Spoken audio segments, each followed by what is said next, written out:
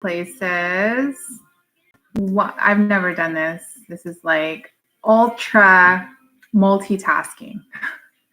I am going live on my Podcasting for Women in Business Facebook group, and I'm going live on my YouTube channel. I actually started going live on my YouTube channel a week ago, and I've gotten a ton of engagement going live on YouTube. So I'm going to continue to go live on YouTube, and I figured why not document it on my Podcasting for Women in Business. So today I want to talk about the power of Zoom. Zoom. So as a podcaster, we are always looking for the easiest ways to get people on our show without money, without having to spend more money than we have to, right? So I have literally used Zoom for an interview for the first time with one of the members on here, business coach Aria Almeida, of the Podcasting for Women in Business. And I've gone on, we just literally record the show and all of it gets on the computer, saves as an audio, saves as a video. It also saves in another format that I couldn't open, but that's all I care about is audio and video anyway. So super amazing, super just convenient, and it's free as long as it's just two people. But any more than that, then you would have to pay after the 40 minutes of being on the line. So just keep that in mind. A lot of people ask, what do you use when you're interviewing somebody?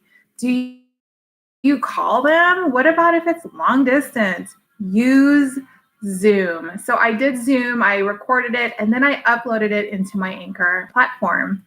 And then I edited it as much as I could because it was a really long recording. So I edited as much as I could and published it just now. I'll put a link to everything once I post it on Instagram.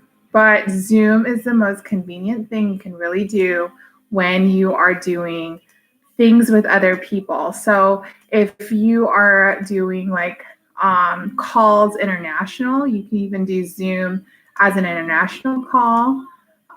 If you are wanting to record how you speak and talk, and let's say you are recording your sales call and you just want to see how you're doing on your sales call, you can record it on Zoom, and then you can critique it afterwards and see what you can improve on and how, what you said and what you didn't say and what you should have said and whatever.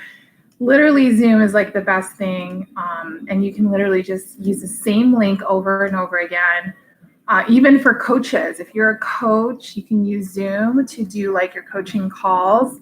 I do that for my own clients. I use Zoom for my coaching calls. And it's amazing. It's one of the best things that I think like the number has tripled since coronavirus because everyone's depending on Zoom for, just to stay connected and to still be productive during this time.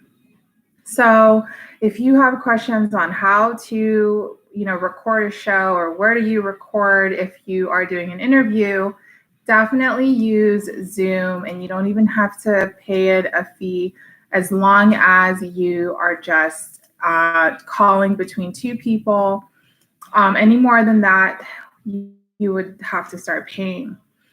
And I don't have any other like interviewing systems that I use. I literally edit all of my stuff on Anchor, and I use all the background music available on Anchor anyway, so it's super easy. Anybody here use Anchor? Let me know. I use Anchor FM for those on YouTube. Let me see. Welcome, YouTube. Anybody there? Send me some questions. If you are a podcaster, if you are looking to podcast, one of the cool things about podcasting is that you can literally share your passion super easy, super quick, super convenient. And you can start sharing Hi, Latia. How are you? I was just talking about how convenient Zoom is. And do you use Zoom? Um, because a lot of the people on here will ask, how do you do interviews and what do you use? What platform do you use? So I'm ranting and raving about how easy Zoom is, how easy and convenient and free Zoom is. As long as you are between only doing two person calls, then you're free. But anything more than that, you would have to pay. So let's say you have a master class and you have about 10 to 15 people, then that you would have to charge. I have Anchor too. So I recorded an interview on my podcast, and I used Zoom to record it. And then the audio file I uploaded up into Anchor, an hour long audio file. I uploaded it up to Anchor, and then I edited in Anchor. That was my first time ever actually doing that, uploading a large file like that, like an hour long Anchor. So I'm excited that it was so convenient and so easy. Do you use Anchor like Latia and I do? Definitely use Zoom. It's so convenient to upload that straight away into the app and start editing it. So one of the cool things about interviewing people is that you get to touch the graphic, right? So if this person has like a certain amount of followers, or they have a tribe of people that they have influence over, and you are on their platform, then they expertises, and then that could be a possible lead for you. So definitely look into joining networking amongst other people. I always like to say network in Facebook groups, just like this one. You want to network in different Facebook groups. A lot of the ladies on here are actually a part of, I think it's like Nora Facebook group. Latia, are you a part of that? It has like 300,000 people in it. And I think a lot of my natural organic reach comes from that group, which is really interesting because I am very active in that group. I'll go in and connect with other people. But I think what happens is that when people who are in that group will see they join my group, it'll show up as a natural organic banner that will say like, Latia, I record my conference line, then use the MP3 to create my digital products. MP3? You mean like audio digital products? Or like PDFs. So just FYI, everybody, I am on YouTube live. I'm like starting to do like YouTube lives just to start connecting with people on YouTube live. And I'm also on Podcasting for Women in Business Facebook group live. Yes, Carrie Green's group. Oh, okay. Carrie Green. Is she the owner of the Women's Entrepreneurs? Yeah, I think that's her. So I don't know her. I don't know her, sorry. But I do know that if she's the owner of the Women's Entrepreneurs group, then yes, Carrie Green's group. Are you active in that group? I am active as much as I can be. I have so many different things going on. Latia, what do you have? I have like I work on marketing, I think like 4 or 5 hours out of the day. I drum up leads everywhere. I literally drum up leads everywhere. Like this right here is like, me getting marketing out. Oh, you can do interview on your phone. Okay. I record my conference line.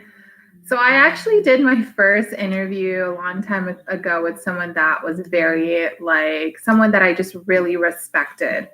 And at the time I had issues with interviewing people. Like I just could not get around to going into interviews with people. I just felt like I had to commit. I had to say a time and I had to show up. And it was like, Now I feel like things are easier for me when I do my interviews. But at the time, I was actually interviewing on my phone. I would like literally have them call my line, and then I would record the call. And that wasn't the best way to go. Like, definitely now that I'm using Zoom, I wish that I used um, this Zoom method the way I did with that call, because it's not as clear. I'm a lot more louder than she is in the audio. She's a lot more like, it's like a phone call. And definitely a mistake that I hope people don't make. Definitely just use Zoom. And, that's it. Just use Zoom. So I think live is a huge thing. I think that there's actually even someone here who coaches people on how to do lives. Her name is Janine, and she's from London, and she is the owner of Boss It Live Academy. I believe it's called Boss It Live. And she's super informative. She talks about how powerful going live is. And I'm literally doing two lives right now. I got live on Instagram, or not on Instagram. Oh my God. I haven't gone live on Instagram ever, actually. I only do lives on here in my Facebook group and on YouTube. I'm doing live on YouTube right now. So whatever I'm talking about, whoever's here in the group, I have a podcasting for women in business group that I go on live on. So very interesting. It's just like multitasking. Did you connect with people? For me, I published my episode with Arya Almeida. The podcast episode is 112, episode 112. I can't believe it. I was recording episode number 32, and I didn't know how to come out as a podcaster. I didn't know, should I tell my friends and family I podcast? Now it's like, take it or leave it. I'm talking about podcasting, mom, uncle, grandma, grandpa. This is what I am. This is who I use. And now it's a fun thing for me. Now I come out, everyone knows me as a podcaster. But there was a time where it was really hard for me to come out as this podcaster entrepreneur person. And I think it was because I had a level of imposter syndrome floating around in my head. It took some time for me to actually grow up, get out of my own funk and like just own it. Listen, if you want to do a podcast about motherhood and entrepreneurship, own it. If you want to write about being the boss mom, own it, right? And it took me some time to get there. I don't know about you guys. How are you guys with that? Do you guys feel a little funky in the beginning, and then now you kind of filled your shoes, and now it's just waiting for you to get to that next level, that higher version of yourself? Now I feel like I'm literally coaching people to become more visible, own being visible, and own who you are, and own your expertise and your gifts, right? You want to just be out there and say, this is what I love doing. This is what I want to share with my community. And this is what I stand for. Take it or leave it. And a lot of the times people actually are worried about it, are worried about the repercussions of that. People are worried about, well, what happens if something, what if people tease me because I look like I'm a fool? What if like I don't do a good job and I just look like an imposter and I don't look like an expert? The faint heart, you have you have to be able to take criticism. You have to be able to go for the no's so that you can get to that yes. You have to do it. And if you are not ballsy enough, then you have to go work for somebody else, right? Because when you're an entrepreneur, if you're a podcaster, there's a part of you that wants to be an entrepreneur, or you are an entrepreneur and you're trying to figure things out, or you've already figured it out and things are kind of moving in the right direction. But if you are in the beginning stages of entrepreneurship, it can be a little hard. You do need that. I think that's why Facebook groups are so amazing, because you can receive that kind of support from people, strangers. The funny thing is that I heard about, even like, people will say, I thought that my closest friends and family would support me in this. And surprisingly enough, the people that showed up for me are those that I've never met in my entire life. Strangers, complete strangers. And it's terrible, but that's what happens. You go with it, and you just understand that people may not want to hear about your entrepreneurship journey, or may not want to sign with you as a client, may not have that respect for you, and that's okay, because the next person will. So you just have to keep going, and you have to just understand that you are fulfilling your destiny and whatever you decide you are. Like, we're the people that say who we are. We are confident, powerful, we are magical, we are feminine, we are leaders. We're the ones that call it for ourselves. Asking for approval is the worst thing we can actually depend on, especially in entrepreneurship. Latia just said, I am now able to work on being visible. I just didn't have the time. All my focus went on getting my community center up and running. Our family and friends are not our clients. Yes. So very true. Our family and friends are not our clients. They don't need to be our cheerleaders either.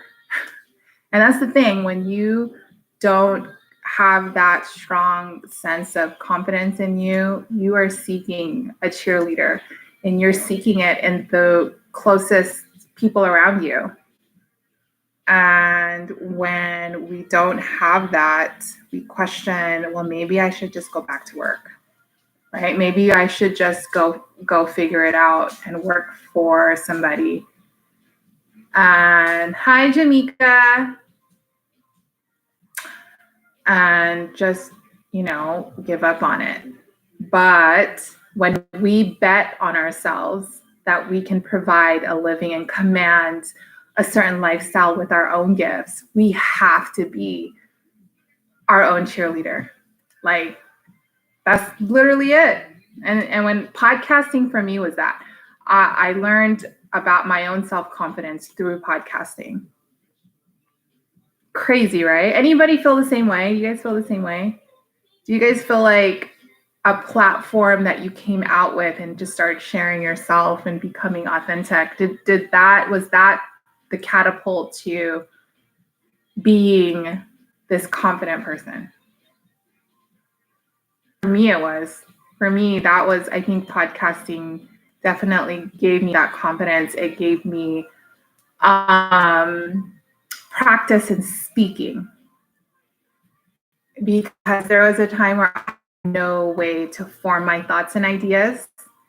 It was to get it out and in a fluid, flowing, well understanding, the other side understands me, And after 100 and something episodes, I can say now, yes, I feel like I'm a great speaker. Now it's almost like, shut the fuck up, Maria. Right? Now it's like, okay, we get it. But that's huge in entrepreneurship. If you're not a good speaker, if you don't feel confident in like speaking about topics within your niche, you got to go get polished up. You got to polish that up. You got to get clear on your message. You have to understand who your audience is and how to talk to them. And if you don't know that, you have to figure it out. You have to either get support, you have to figure out a different way to get there. Either you do it on your own, the long way, or you shorten the time frame and learn from either a business coach or a support system like this, a Facebook group where they are, holding your hand through whatever journey you're in. But podcasting was literally my kind of like my rebirth, right? Podcasting is like a rebirth. It's really interesting. It's a spiritual journey. All of this is really just a spiritual journey into our strongest selves, I think. I think anybody who can command a certain amount of income because you're selling yourself, you're the shit. You're the shit. Like, go you. I'm rooting for you. I'm rooting for you. I'm rooting for those who command an income selling their own stuff, selling their brand, selling their ideas, selling who they are, selling their hearts, and able to command a following and audience. That's huge. That's a huge women's empowerment thing. Like hashtag boss lady. I'm still on live. I'm still on live on YouTube. I'm gonna end YouTube. YouTube, thank you so much for being here. I really hope that you guys found this valuable. Have an amazing day, YouTube. I'll be back tomorrow.